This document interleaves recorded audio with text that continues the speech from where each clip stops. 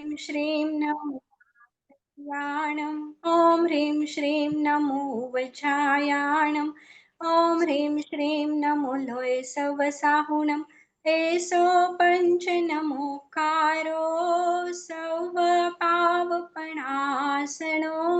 मङ्गलानं च सव्वेसिं पठममः वै मङ्गलम् वर्धमानं शरणं पवज्जामि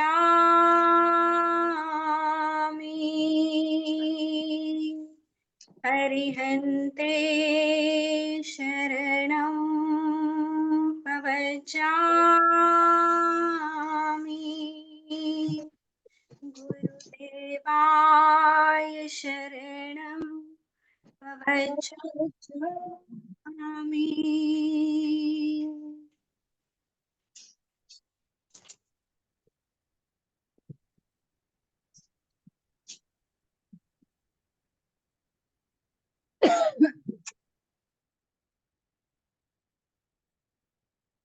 जैसे कि हमने अभी देखा कि परमात्मा ने हमारे जम्बू द्वीप में 3 क्षेत्र बताए हैं। पहला है भरत क्षेत्र, दूसरा ऐरावत क्षेत्र, भरत क्षेत्र जहां हम रहते हैं, और ऐसा ही और एक क्षेत्र है जिसे कहते हैं ऐरावत क्षेत्र, और तीसरा क्षेत्र है महाविदेह क्षेत्र। हमारे भरत क्षेत्र और ऐरावत क्षेत्र में हमेशा आरे का प्रभाव चलते ही रहता है। 1 से 6 आरा हमेशा हमारे यहाँ चलते ही रहते हैं। पहला होने के बाद दूसरा, दूसरे के बाद तीसरा, ऐसे 6 आरे हमारे यहाँ चलते रहते हैं। परंतु महाविदेह क्षेत्र एक ऐसा क्षेत्र है जहां पर हमेशा चौथा आरा रहता है, और चौथा आरा है सिर्फ सुख, जहां पर क्या है, बहुत सुख। ज्यादा सुख है और बहुत थोड़ा दुख है। तो ऐसा ये चौथा आरा, और हमारा आरा है, अभी चल रहा है हमारे भरत क्षेत्र में 5वां आरा, जहां पर दुख ज्यादा है और सुख थोड़ा है। और जो छठा आरा आने वाला है उसमें क्या है, भयानक दुख रूपी ऐसा वह बहुत छठा आरा आने वाला है। परंतु महाविदेह क्षेत्र एक ऐसा क्षेत्र जहां पर हमेशा प्रभु परमात्मा विराजमान होते हैं, जहां पर हमेशा अरिहंत परमात्मा वहां पर देशना फरमाते हैं, और बहुत से साधु साध्वी लोग वहां पर केवल ज्ञान को प्राप्त करते हैं। एक ऐसा क्षेत्र जहां से मोक्ष अभी भी जा सकते हैं, आज भी इस समय भी बहुत से लोग वहां पर मोक्ष में पधारते हैं। परंतु हमारे भरत क्षेत्र से अभी मोक्ष के दरवाजे बंद हो गए हैं। एक ऐसा क्षेत्र है महाविदेह क्षेत्र जहां पर कोई संप्रदाय नहीं है। वहां पर कौन है, सिर्फ प्रभु परमात्मा है। न कोई स्थानकवासी है, न कोई तेरापंथी है, न कोई मंदिर मार्गी। सब प्रभु परमात्मा अरिहंत भगवान के नेश्राय में रहने वाले महाविदेह वासी वहां पर लोग हैं। तो आज हमें हमारे भरत क्षेत्र से कहाँ जाना है, महाविदेह क्षेत्र में जाना है। हमारा आज का डेस्टिनेशन क्या है, थोड़ा दूर है, पर हमें अपने मन से, अपने भावों से उस महाविदेह क्षेत्र में पहुंचना है। तो आइए सबसे पहले हम सीधे बैठ,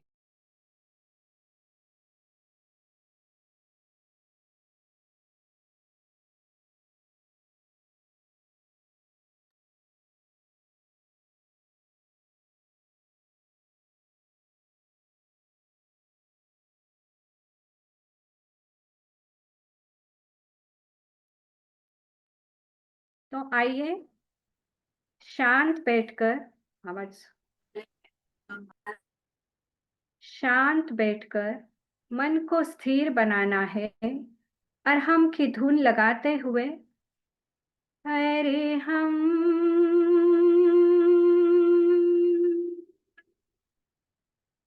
आंखें किसी ने भी खोलनी नहीं है। अब हम अपने मन के द्वारा, अपने भावों के द्वारा इस भरत क्षेत्र से महाविदेह क्षेत्र में जाने वाले हैं।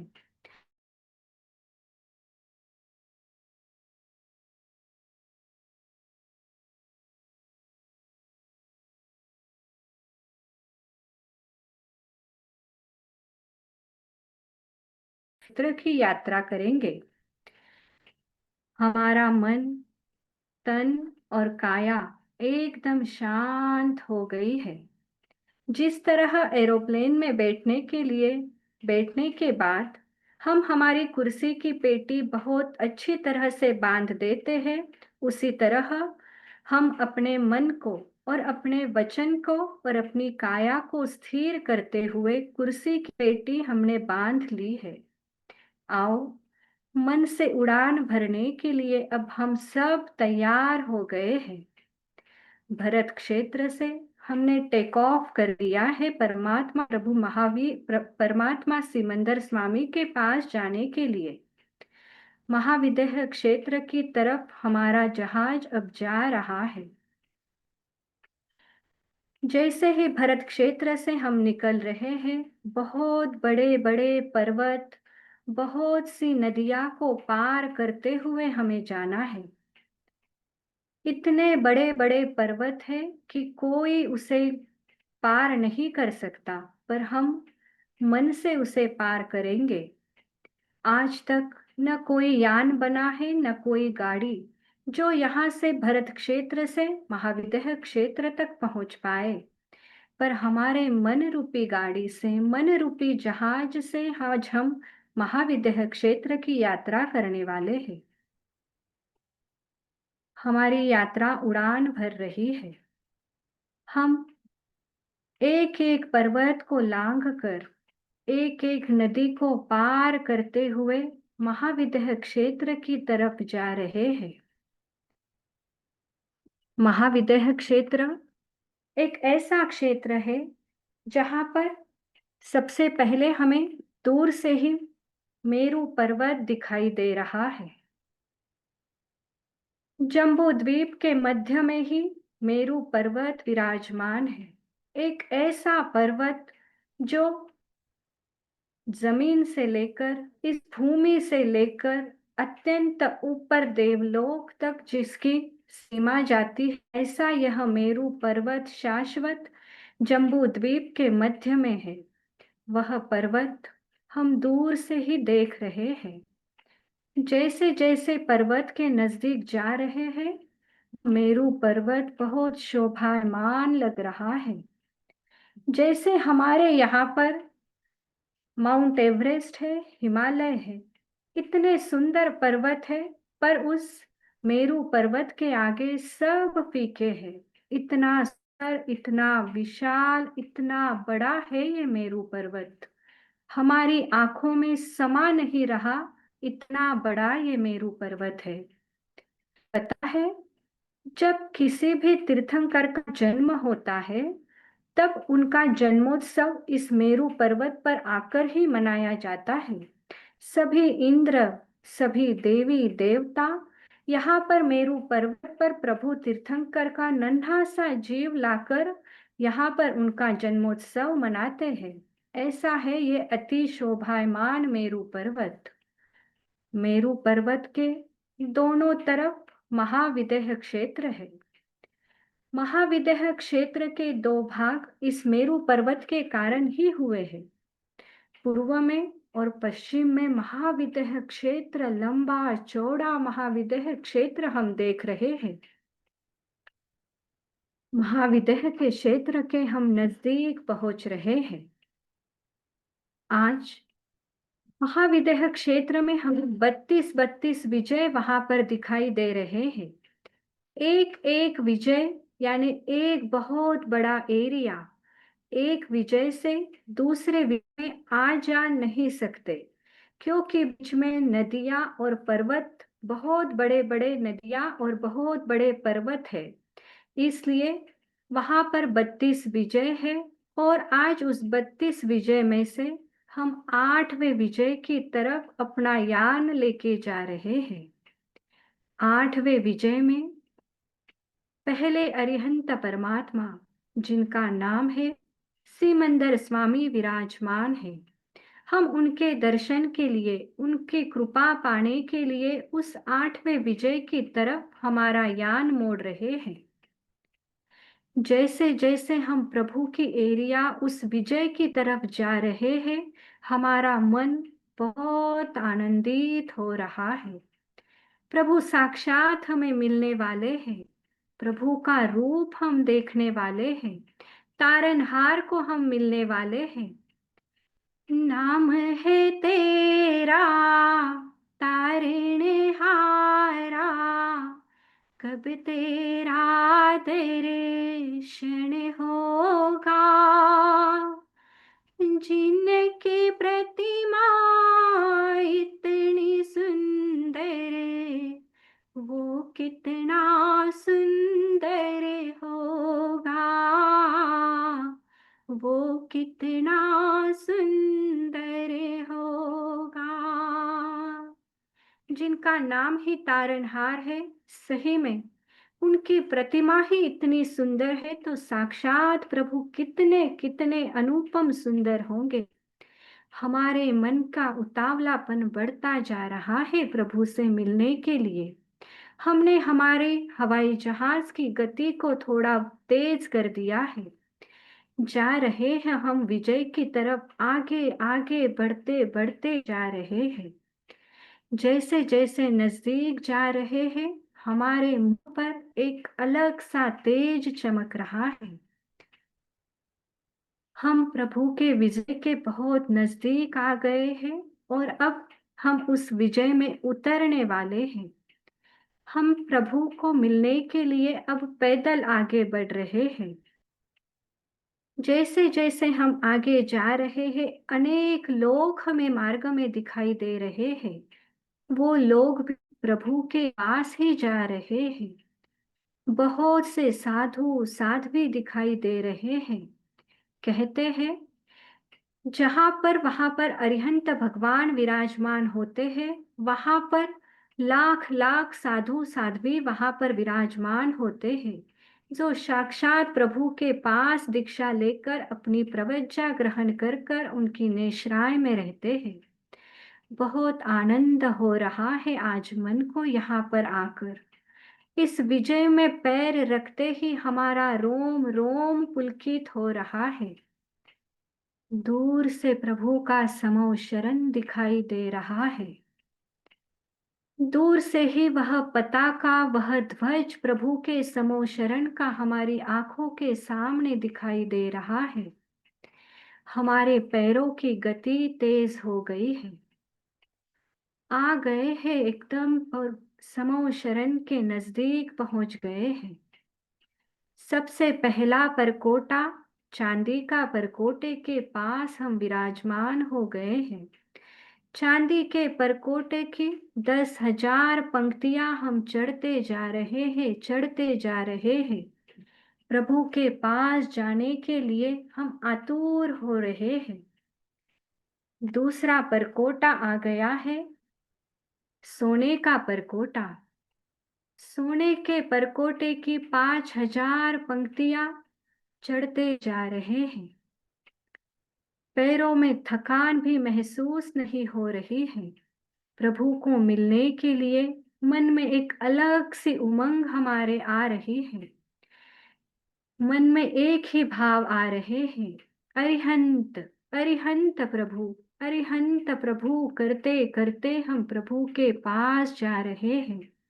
आ गया है तीसरा परकोटा, रत्नों का परकोटा। उसकी भी 5,000 पंक्तियां हम चढ़ते जा रहे हैं, चढ़ते जा रहे हैं। साथ में अनेक लोग, साधु साध्वी, श्रावक श्राविका भी हमारे साथ चढ़ रहे हैं। सभी मन में यही कह रहे हैं, दुनिया में देव अनेकों है, अरिहंत देव का क्या कहना। दुनिया में देव अनेकों है, सिमंदर स्वामी का क्या कहना। सिमंदर स्वामी के पास पहुंच रहे हैं हम। परमात्मा प्रभु विराजमान है स्फटिक सिंहासन पर। दूर से ही हमें परमात्मा का वह स्फटिक सिंहासन दिखाई दे रहा है। हम इन नैनों से प्रभु को निहार रहे हैं। दूर से प्रभु का वह रूप देखकर हमारी आंखें अत्यंत अत्यंत धन्य हो गई है। अनंत ज्ञान, अनंत दर्शन, 1008 लक्षण के धारणहार, 34 अतिशय, 35 वाणी करके विराजमान, 64 इंद्रों के वंदनीय, पूजनीय, 18 दोष रहित, 12 गुण सहित, ऐसे श्री अरिहंत परमात्मा सिमंदर स्वामी वहां के स्फटिक सिंहासन पर विराजमान हैं। इंद्र उनके चरणों में विराजमान है। सभी गणधर भी प्रभु के आस पास बैठे हुए हैं। हम परमात्मा का रूप, इतना लुभा रहा है परमात्मा का रूप हमें। अत्यंत शांत चेहरा, अत्यंत शुक्ल ध्यान में प्रभु विराजमान है। प्रभु को देखकर हमारी सांसें अत्यंत अत्यंत प्रफुल्लित हो रही है। हर एक सांस में अरिहंत अरिहंत, हमारे सांस में, श्वास में, हर एक श्वास में हम अरिहंत अरिहंत कहते जा रहे हैं। धन्य हो गई प्रभु के ये शांत मुद्रा देखकर। ये शांत राग रुचि भी परमाणु भी स्वम, निर्मापित श्री भुवने कललाम भूत, तावन्त एव खले तन्वः पृथ्वीव्याम्, यते समानम परम नहि रूपमस्ति। प्रभु, आपके प्रतिमा में आप इतने सुंदर दिखाई दे रहे थे, परंतु आज साक्षात आपको देखने का रूप मिला है। अत्यंत अत्यंत प्रभावमान आपका ये रूप है प्रभु। इतना मनोहर, इतनी सुंदर काया, इतना शांत निरोम चेहरा। बहुत बहुत धन्य हो गई आज ये काया आपके दर्शन कर कर। धन्य है वे लोग प्रभु जो आपको रोज पर महाविद्य क्षेत्र में दर्शन करने के लिए आते हैं। धन्य है वे लोग, उनकी काया, उनका हाथ, जो स्वयं उनका हाथ आपके चरणों में रखकर मस्तक झुका। धन्य है उनकी आंखें जो रोज आपका रूप निहारती हैं। और धन्य है वे सभी साधु साध्वी जो आपके मुखारविंद से अपनी प्रवज्जा ग्रहण करते हैं। हो प्रभु, आज हम भरत क्षेत्र से आपके इस क्षेत्र में आकर बहुत धन्यता का अनुभव कर रहे हैं। जब हमारे भरत क्षेत्र में भी तीर्थंकर विराजमान होते हैं, तब हमारे यहाँ पर भी ऐसा ही माहौल रहता है। परंतु अभी महाविद्य क्षेत्र में ऐसा मालूम हो रहा है जैसे बहुत सुख का अनुभव यहाँ के लोग रोज करते हैं। धन्य है ये सारे लोग, यहाँ सारी जनता अत्यंत अत्यंत पुण्यवान है जो परमात्मा आप उनको मिल गए हैं। हम भी आज धन्य हो गए प्रभु आपको पाकर। आपने 4 घाती गुणों का क्षय करके राग द्वेष पर विजय पाकर अपने आप को अरिहंत पर स्थापित कर दिया है। केवल ज्ञान की आत्मा आप में विराजमान प्रभु, हम आपको मस्तक झुकाकर अत्यंत अहोभाव के साथ अरिहंताणं नमः, श्रीमंदिर स्वामी नमः,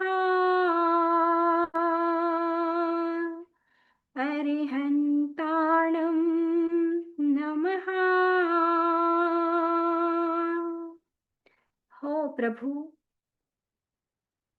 आप हमेशा कहते हैं राग और द्वेष ये दोनों ही हमारी आत्मा को कर्म का बंध कराते हैं। आपने तो राग और द्वेष दोनों पर विजय पाली है प्रभु। आपने सारे अपने शत्रुओं को आंतरिक शत्रुओं पर विजय पाकर अपने कर्मों का नाश किया है। हो परमात्मा, आप कमल जैसे निर्लिप्त हो और हम अपने राग द्वेष के कारण दलदल में फंसते जा रहे हैं। आज आपके समक्ष प्रभु हम चाहते हैं कि हमारा राग और द्वेष कम कम होता जाए। हर एक वस्तु, हर एक व्यक्ति के प्रति हमारा जो राग है, उनकी तरफ हमारा जो लगाव है, वही लगाव हमें कर्मों से बंध कर रहा है। जब कुछ पसंद आता है तो हमारा मन उनकी तरफ अट्रैक्ट होता है, हम उसमें आसक्त होते जाते हैं और फिर साइकिल उस कर्म की शुरू हो जाती है। जब कुछ पसंद नहीं आता है तो हम द्वेष करने लगते हैं प्रभु। सिर्फ द्वेष पर नहीं रुकते, न जाने उन्हें कितना भला बुरा कहकर नफरत करने लगते हैं, तिरस्कार करने लगते हैं। बहुत बार एक व्यक्ति के प्रति, दो चार व्यक्ति के प्रति मन में इतनी नफरत रहती है कि हमें उनका चेहरा देखना भी अच्छा नहीं लगता प्रभु। ये मेरा द्वेष मुझे कम करना है और राग भी कम करना है। जितना जितना मैं अपने इस राग द्वेष को कम करूंगी, उतने कर्म बंधन से बचते जाऊंगी। परमात्मा हमारे पीयूष नजदीक आ रहे हैं। का ऐसा वरदान, ऐसी कृपा बरसे कि इन 8 दिनों में जिनके साथ भी मेरा राग और द्वेष का संबंध है, उनको मैं अंतकरण के हृदय से मिच्छामि दुक्कडम देते हुए उनको क्षमा करती जाऊं और सबसे क्षमा भी मांगती जाऊं, क्योंकि ये द्वेष मुझे इस भव के लिए नहीं, पर भव में भी मुझे अटकाने वाला है।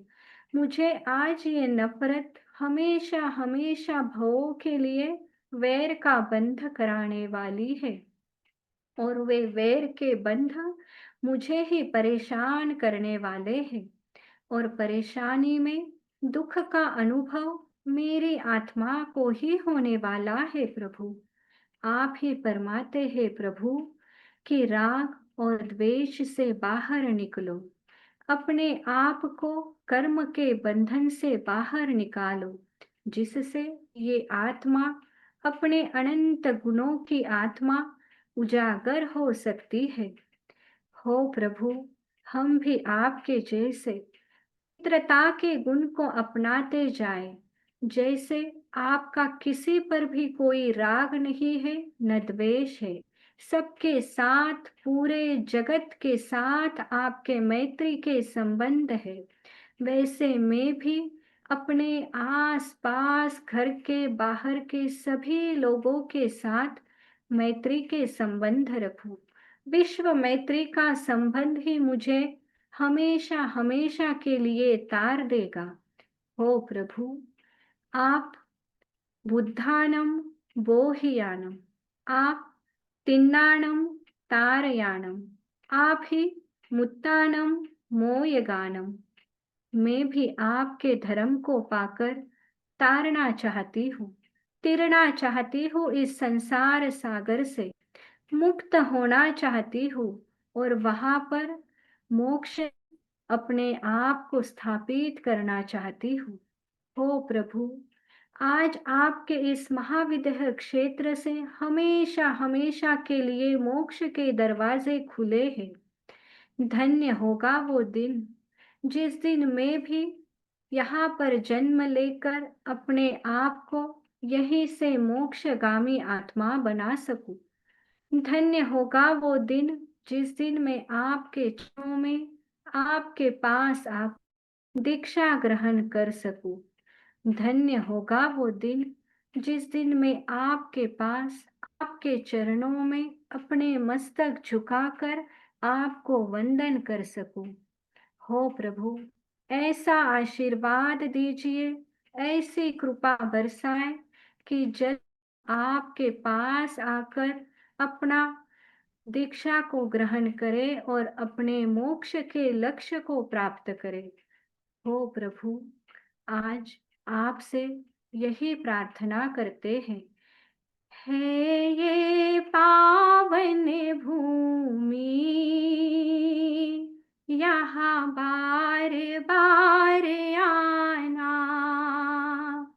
अरिहंत के चरणों में आकर के झुक जाना।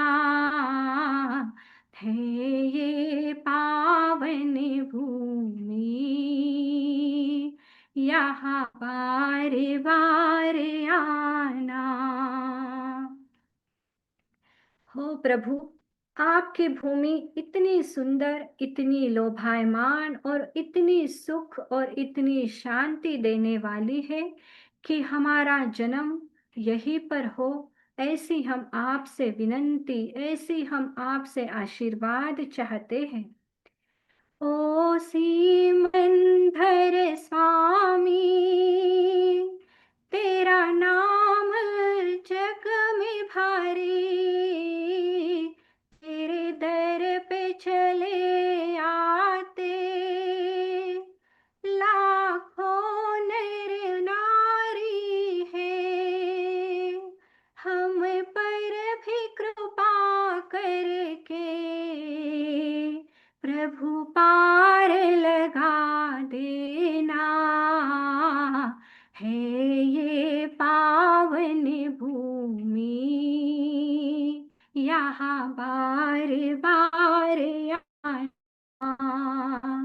है ये पावन भूमि, यहाँ बार बार आना।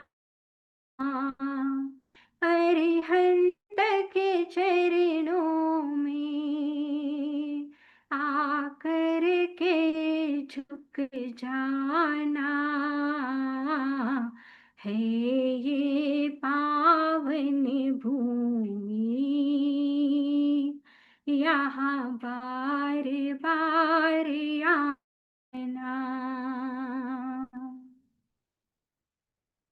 हो परमात्मा, दोनों हाथ जोड़कर मस्तक झुकाकर आपसे यही आशीर्वाद चाहते हैं कि हम राग द्वेष से मुक्त होकर अपने कर्मों की निर्जरा करते हुए अपने आप को एक शुद्ध आत्मा बनाने की में आए।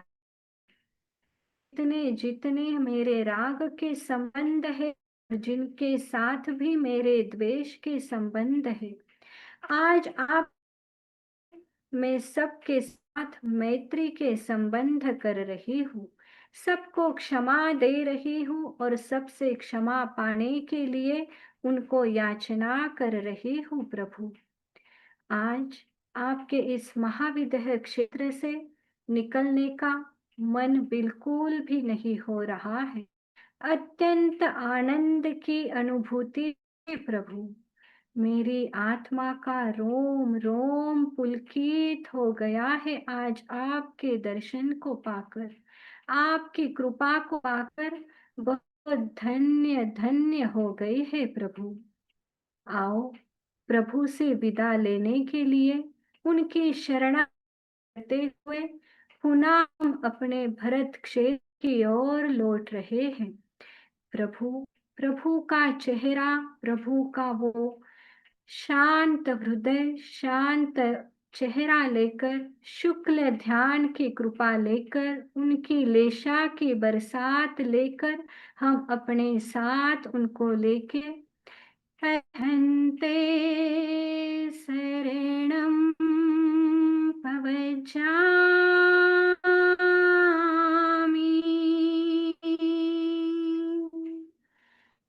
हन्ते शरणं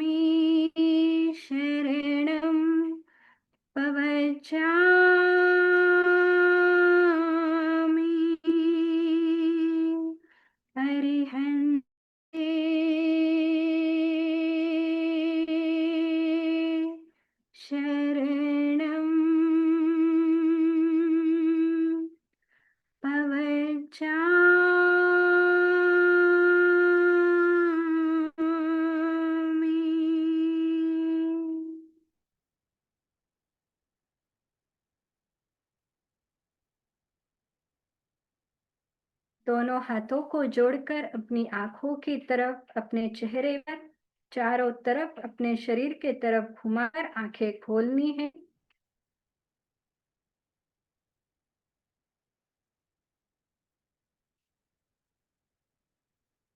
जय।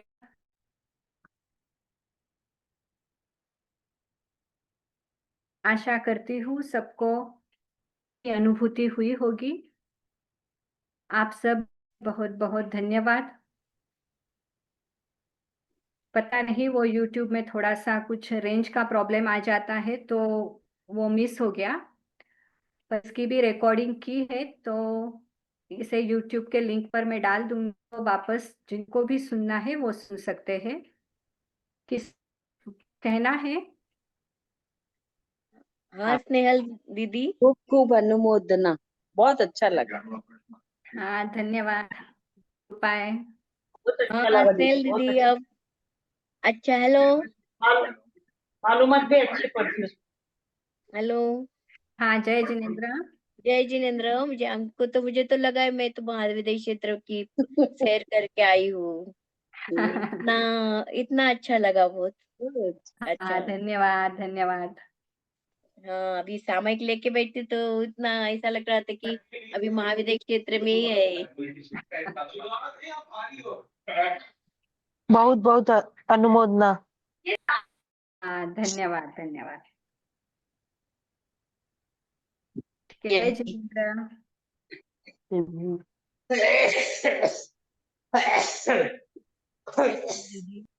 दीदी।